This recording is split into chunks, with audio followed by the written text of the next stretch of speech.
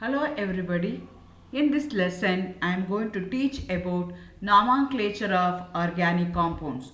Now in the previous lessons you have learnt what are organic chemistry, what are organic compound, what are the properties of organic compound, how they are classified, what are the functional group, everything you have studied in the previous lessons. Once you know all those things, we should know how to name those organic compounds. Nomenclature is nothing but naming the organic compound in a systematic manner. So there are different methods of nomenclatures are there. One is called as a trivial nomenclature. A second one is called as IUPAC nomenclature. Trivial nomenclature is the crude way of naming the organic compound. It has some drawbacks. In order to overcome that drawbacks, we have second type of nomenclature that is highly systematic and it has been maintained throughout the world in a similar manner. That is IUPAC nomenclature, which is going to have 3 basic rules and 5 supplementary rules. Completion of this lesson, you will be able to understand and write the name of the organic compound. If the organic compound is given, name of the organic compound is given, you will be able to write the structure of the given compound.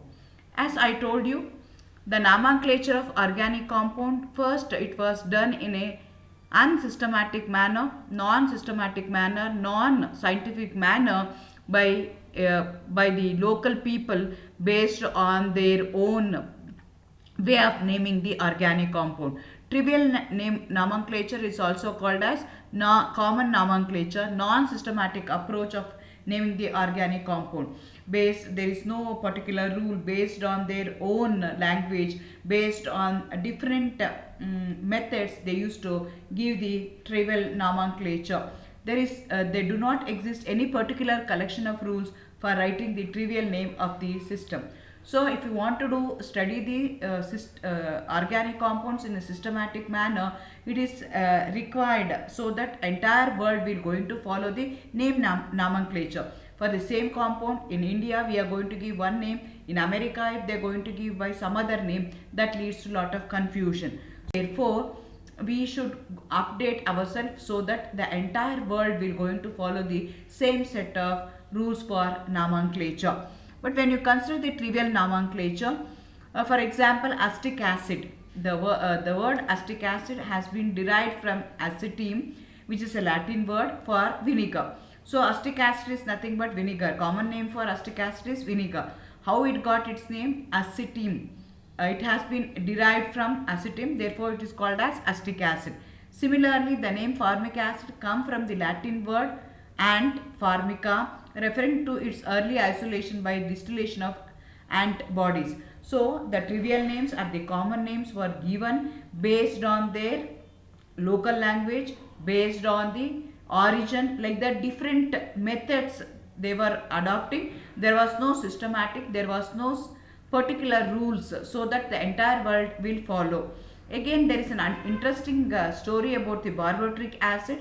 It was unclear why Bayer is the one who discovered this compound, and he gave the name barbituric acid.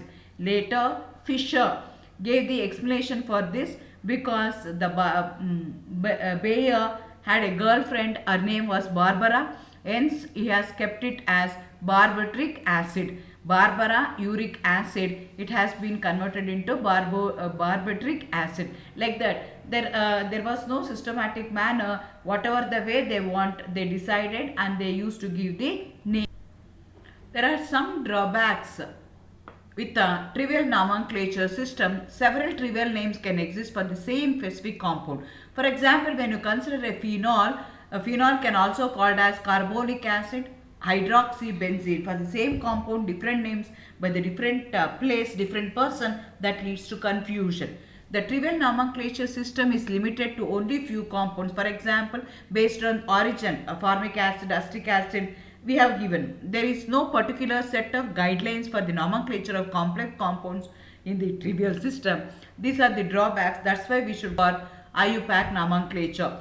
IUPAC nomenclature is a systematic manner, but sometimes what happens, the systematic IUPAC nomenclature is much more complicated than the trivial nomenclature. Trivial nomenclature sometimes it will be shorter and simpler. In that type, we are going to retain the trivial names also. Even though there is an IUPAC nomenclature, the trivial names are more popular among the common people. For example, when you consider the tartaric acid will going to have that is a common name, trivial name. IUPAC nomenclature means 2,3-dihydroxy butane dioic acid. So which is much more complicated, it's very difficult. Similarly, the another pigment beta carotene, which will be there in all colored vegetables like carrot, tomatoes, beetroot. It's going to have the nomenclature, IUPAC nomenclature. It's a U structure. Simple name is beta carotene. But if you consider the IUPAC nomenclature, 1,3,3 trimethyl 2,2,6,6 trimethyl cyclohexene. 1 oil, octa, deca, 1, 3, 5, 7, 9, 11, 13, 15, 17. There will be 9 times double bond. Therefore, nana-enyl cyclohexene, which is much more complicated. It cannot be easily understood by a common man. Therefore, beta carotene is more popularly used compared to that of IUPAC nomenclature. And there is no difference in their nomenclature, the same thing, but we are going to maintain them in a systematic manner. For example, here is a cartoon which says that I don't like to be called a senior citizen. If it is after 60 years, we are going to call it as a senior citizen. He says that don't call me as a senior citizen. I prefer the term mature playmate.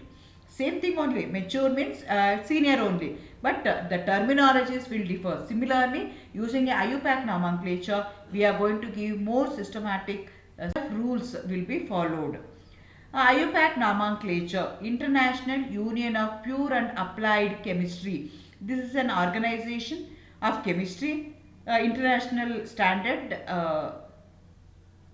rules, standard set of rules are given by International Union of Pure and Applied Chemists. Thereby, we are going to have the systematic single name for the compound for the entire world.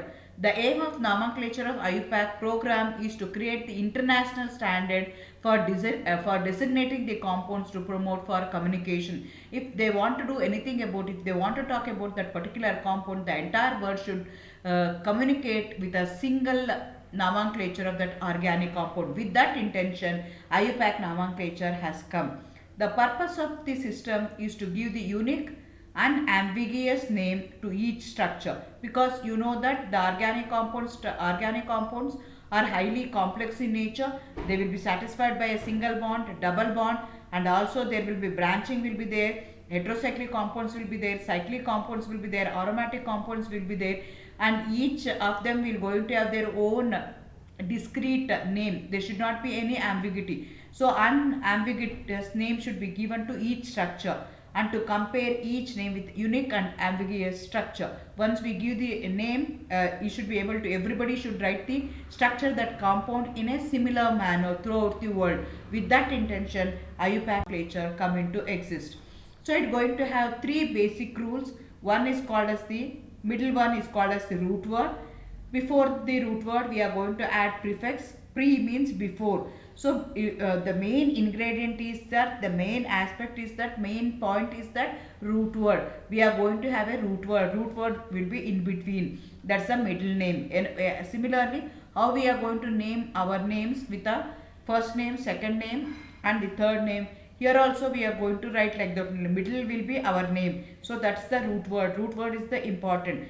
Before the root word, we are going to add prefixes. After the root word, we are going to add suffixes. Pre means before, suffix means after. So these are the 3 basic rules we are going to consider. For a name of any organic molecule consists of 3 basic parts: root word, prefix, and a suffix. These are the things that you should have when you have IUPAC nomenclature. As already told you, the important is root word, which is in between, that is our middle name. The word represents the number of carbon atom present in a long chain. So you know that when you consider the organic compound, you are going to have a branched or you are going to have a straight chain. So in that straight chain, you are going to consider the number of carbon atoms which are present in a continuous chain. Present in a continuous chain is considered. That chain we are going to call it as a principal chain, or we are going to call them as a parent chain. In the parent chain, you are going to count the number of carbon atoms which are present in a continuous chain. So based on the number of carbon atom, you are going to assign the root word for the given organic compound. If your compound contains only one carbon atom, you are going to call it as a meth. If your compound contains a 2 carbon atom, it is called as eth.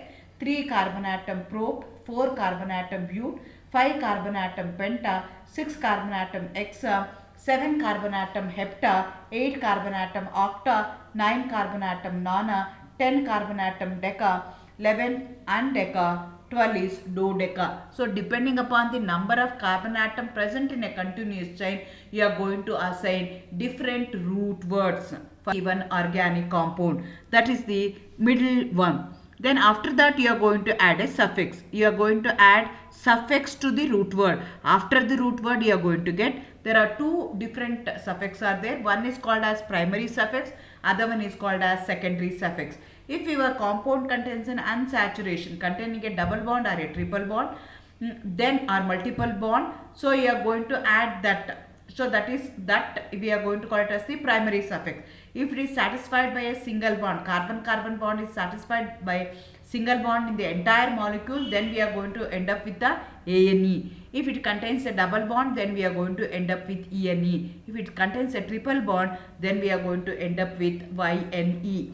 So here this unsaturation or saturation we are going to consider as the which going to represent the functional group present in the given organic compound. Functional group is a one which going to decide the property of the organic compound. So that you are going to add after the root word. For different functional groups, different secondary prefixes, suffixes are given. If it is an alcohol which is going to have a OH group, then we are going to call it as OL. Aldehyde CHO, we are going to end up with AL. Ketone C double bond O, we are going to end up with O.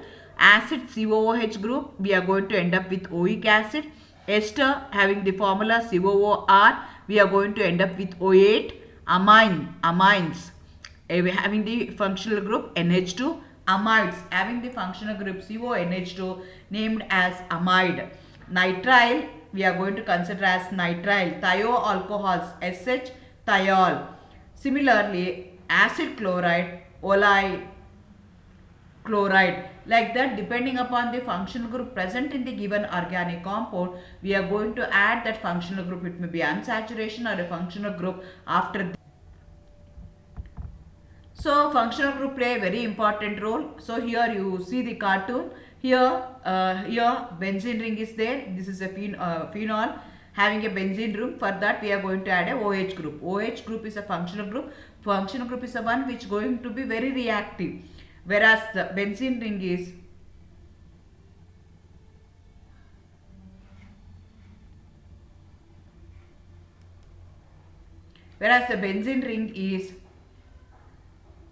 sleeping, so taking a rest. Benzene ring is sleeping quietly, the more reactive. We are going to add the prefix, as the name indicates, pre means before. We are going to add this to this before the root word, which going to represent the substituent, which are not functional group but they are there in the given organic compound. Functional group is the one which going to decide the property of an organic compound, but there are other fillers are there, substituents are there, they are going to support, but they are not functional group. They are not going to decide the property of an organic compound. Those species we are going to call it as substituent. The substituents we are going to write before the root word. For example, when you consider halogens, we are going to use the word prefix. Halo we are going to add before the root word. Chlorine means chloro. Bromine means bromo. Iodine means ido. Methyl means methyl. CH3. C2H5 means ethyl. Cyclic if it's there, then we are going to use the word cyclo. So different rules. Three different basic rules. One is called as the root word. Second one is called as the suffix. Third one is called as the prefix. Root word is the number of carbon atom present in a continuous chain, that we are going to call it as a root word. It will be in the middle. After the root word, you are going to add the functional groups. It may be unsaturation or it may be a functional group. Before the root word, you are going to add the prefix, you are going to add the substituent. So when you name the organic compound based on their IUPAC nomenclature, you are going to have a prefix, then you are going to have the root word, then you are going to have a suffix. But those rules were not adequate because there were some problems in naming the organic compound to supplement that. That means that those rules are not wrong. Keeping that in mind, further 5 more supplementary rules were given. One is called as the longest chain rule, lowest sum rule, substituent rule, alphabetical order, complex or alkyl substituent rule. So there are 3 basic rules which going to say that a root word will be there, suffix will be there, prefix will be there. But those lead to some confusion, some exception. We need further more supplement rules in order to supplement the basic rule. Therefore, we are going to have these 5 supplementary rules. First one is called as the longest chain rule. The parent hydrocarbon must be identified and you are going to name the compound. So when you consider the root word, we are going to consider a root word in such a manner that we are going to consider the chain as a parent chain or a principal chain which going to have maximum number of carbon atom. We are going to consider the longest chain. Whether your compound is arranged in a linear manner or in a branched manner, straight chain or branch, we are going to consider the total number of carbon atoms which are present in a continuous chain which going to have maximum number of carbon atom in that chain. For example, when you consider this example, so here we can name the organic compound either as a straight chain. When you name as a straight chain, you are going to have 6 carbon atoms which are present in a continuous chain. But when you consider the branched thing and if you start naming, the continuous chain will become with a maximum number 7. Therefore, the root word is hepta but not hexa. According to the longest chain rule, you are going to consider the root word in such a manner that which going to have maximum number of carbon atom present in a continuous chain, whether your chain may be a straight chain or branched chain. This is something about the chain rule. Another example we can take when you consider this particular example, a top example, you may have hexa or penta. So here we are going to consider the root word as penta but not hexa. Similarly, in the second example,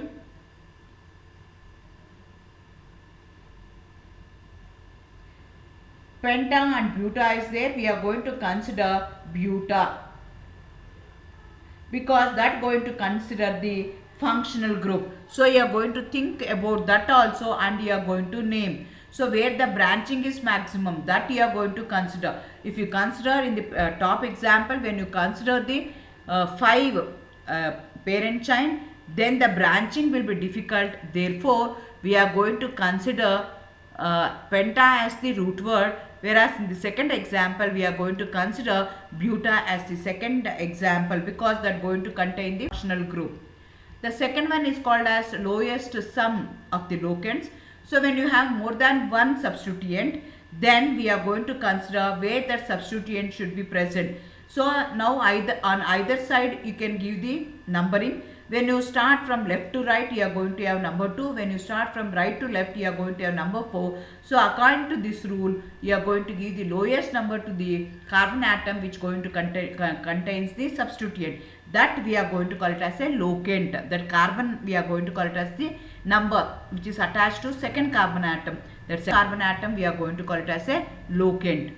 When you consider another example, here also on either side you can give. When you consider 3 substituents are there, it is present at carbon number 2 and carbon number 4 and carbon number 4. When you add all the 3, in one case you are going to get 10, in another case you are going to get 8. According to the lowest number rule, you are going to choose a direction, choose the path in which you are going to have the number 2, 2, 4, which is the sum of those number is minimum.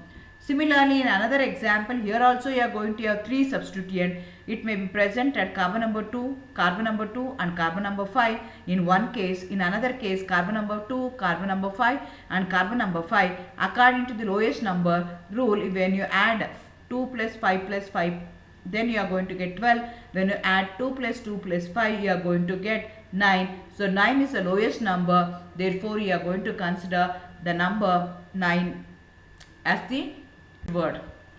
Similarly, when you consider another example, 1 and 3 is there.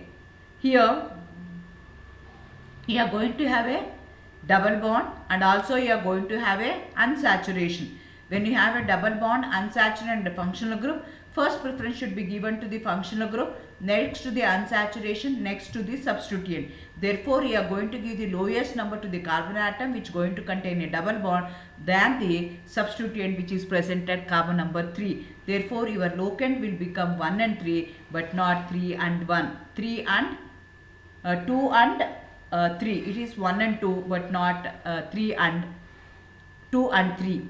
Similarly, in the second case also, you are going to have a triple bond. The triple bond should be given because that we are going to consider as a functional group. For the functional group, you should give the lowest priority, highest priority with the lowest number. Therefore, here also locant will become 1 and 3.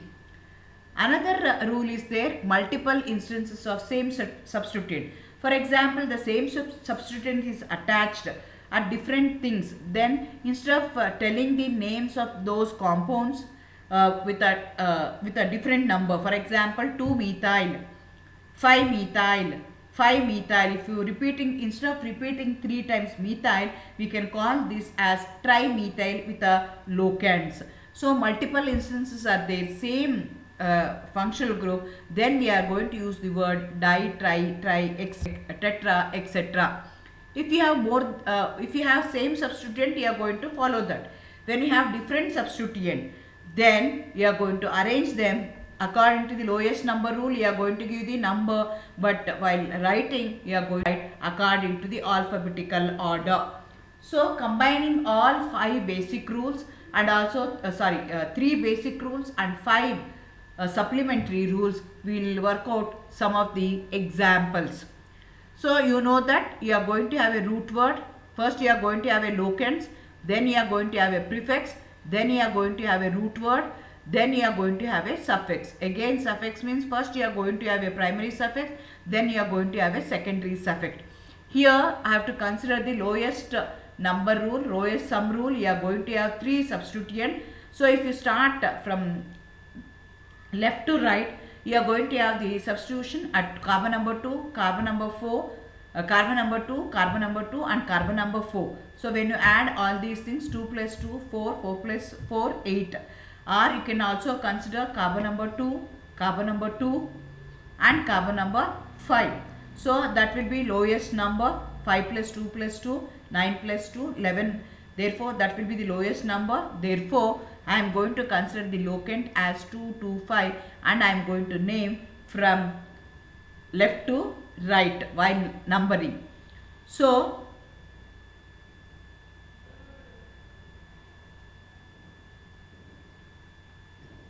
this will become, and here you have methyl which has been repeated 3 times.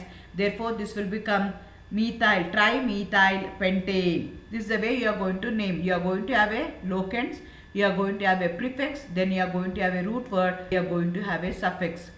Naming different substituent present in the same position. If you have same position if there, then also you are going to write according to the alphabetical order. So locants 2, 2, 5, ethyl, methyl, hexaene. Here you are going to have 2 different substituent. One substituent at carbon number 2 you have ethyl, another substituent at carbon number 2 and carbon number 5 you are going to have a methyl. Then you are going to write according to the alphabetical order. Therefore this will become 2 ethyl, 2, 5 dimethyl hexane. So 3 basic rules, 5 supplementary rules you are going to follow and you are going to name the organic compound. First you are going to mention the locants, then you are going to write the prefixes which are nothing but substituents, then you are going to write the root word, or word root, which is going to give us the maximum number of carbon atom present in a continuous chain. Longest chain rule you are going to apply here, and you are going to add the suffix. So according to that rule, this example will become 2,2,5 trimethyl hexane. Here you are going to have a locant at carbon number 2 and carbon number 2 and also carbon number 5. Therefore, this will become 2,2,5 trimethyl. The methyl group has been repeated 3 times. Similarly, when you have a complex substituent, the complex substituents of an organic compound having the branch structure must be named as the substituted alkyl groups, whereas the carbon which is attached to the substituent group is named as 1. These branched or complex substituent must be written in a bracket in IUPAC nomenclature of corresponding according to the alphabetical order. So combining all 5 basic rules and also 3 basic rules and 5 supplementary rules, we will work out some of the examples. So you know that you are going to have a root word. First you are going to have a locants, then you are going to have a prefix, then you are going to have a root word, then you are going to have a suffix. Again, suffix means first you are going to have a primary suffix, then you are going to have a secondary suffix. Here I have to consider the lowest number rule, lowest sum into IUPAC nomenclature. The format for the IUPAC nomenclature will be locant or locants. Then you are going to have a prefix or prefixes. Then you are going to have a root word and you are going to have a suffix. Suffix which will going to give the functional group. Root word will going to give the parent chain, and the prefixes will be there which are not the part of the parent chain, which are substituent, that you are going to write as a prefix, and you are going to mention the attachment of the prefixes to which carbon atom, that we are going to call it as a locant. So again here also methyl heptane, 3-methyl heptane. So if you practice all these examples, then only you will come to know. So here you are going to consider the longest chain rule. Therefore hepta is the maximum number of carbon atom at carbon number through either the ways you can name it. If you start from carbon number, the number where I have number, so at carbon number 3 you are going to have a methyl group. So this will become locant is 3 and prefix is methyl, root word is heptane. There is no functional group. Therefore you are going to call it as 3-methyl heptane. Similarly, this example you are going to consider here locants will be 3, 2, 3 and 4. So at carbon number 3 you are going to have a branching, carbon number 4 also you are going to have a branching. So this will become 3-ethyl 2,4 dimethyl pentane. Here also you are going to consider the locant, prefixes, root word and a suffix.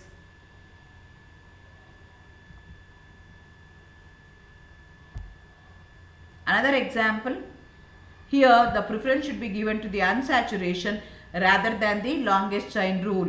So therefore the root word will become buta but not pentane. So this will become 2-ethyl 3-methyl butene, right, according to the alphabetical order.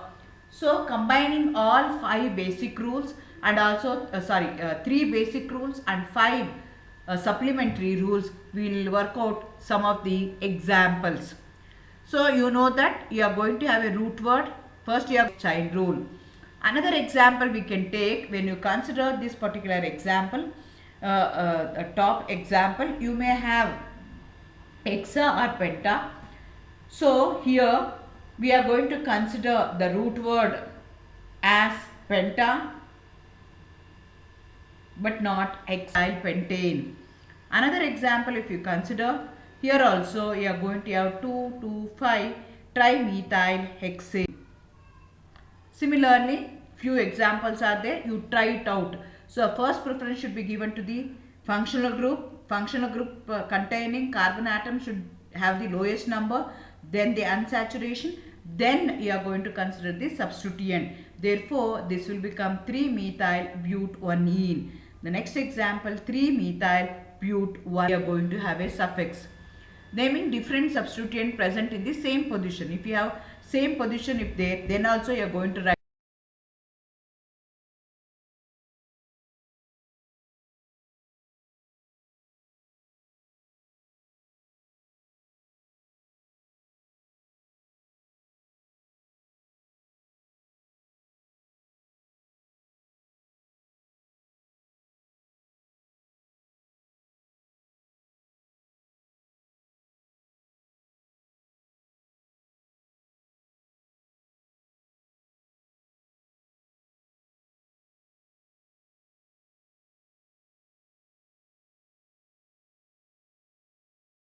dimethyl-dimethyl-dimethyl-dimethyl-dimethyl-dimethyl-dimethyl-dimethyl-dimethyl-dimethyl-dimethyl-dimethyl-dimethyl-dimethyl. Similarly, you can also consider another example in which you can have the third carbon atom. You are going to have a bromo, and this is also heptane. This will become 3-bromo-heptane.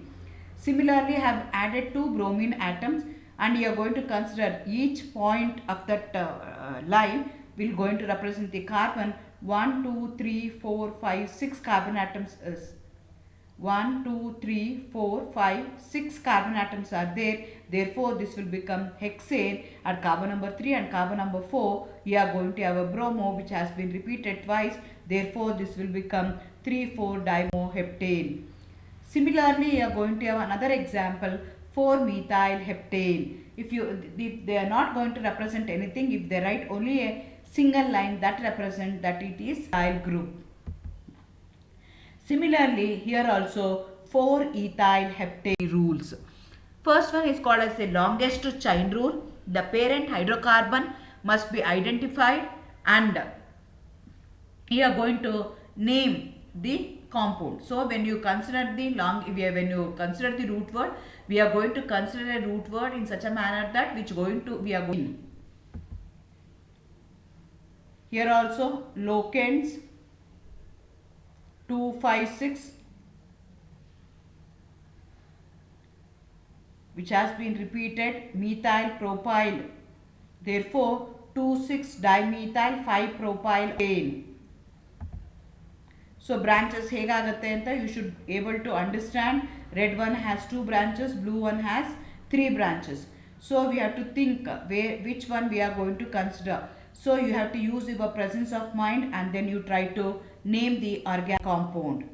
So this will become 2,6-dimethyl-5-propyl octane. I told you if there is a complex in the alkyl groups, you are going to write within the bracket. Here also there will be branching will be there. So you are going to have 5 at carbon number 5. You are going to have a branching. That branching is how it is attached. The branching is taking place at carbon number 1 and 1, which has been dimethyl propyl nanane. That's the way you are going to name organic compound. Similarly, when you have the organic compound with a functional group, so we can consider. These are the secondary prefixes we are going to consider. Alcohol OL, aldehydes AL, ketones ON, acids OIC acid, ester OH, amines NH2, amides amide only, nitrile only, thioalcohols thiol, alkyl chloride. For example, when you consider this, as already told you, the lowest preference should be given to the functional group. So you are going to start the number where the locant will be low for the carbon atom which is going to contain the functional group. 1, 2, 3, 4, 5 is there, root word is 5, and which is not part of the ring antandre substituent, that is methyl group. At carbon number 3 you are going to have a methyl group, and at carbon number 2 you are going to have a one. Therefore this will become 3-methyl pentone. So all the previous example I have taken only the hydrocarbon without any functional group. Here I have considered the functional group. If the functional group is there, that come after the root word.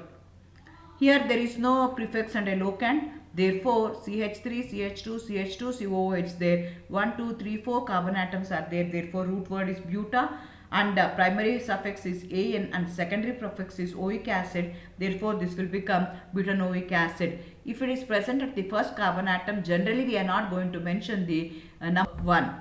Similarly, this example also, as already told you, the lowest preference should be given to the functional group and to the unsaturation. Here 3 carbon atoms are there. Therefore the root word is prop. Primary suffix is ine at carbon number 1, carbon number 2, and you are going to have oic acid at carbon number 1. Therefore this will become 2-propynoic acid. Similarly, another example with an aldehyde. So here ene is attached to second carbon atom. Therefore this is also called as 2-propenol. Similarly, ethane 1-ol ethanol.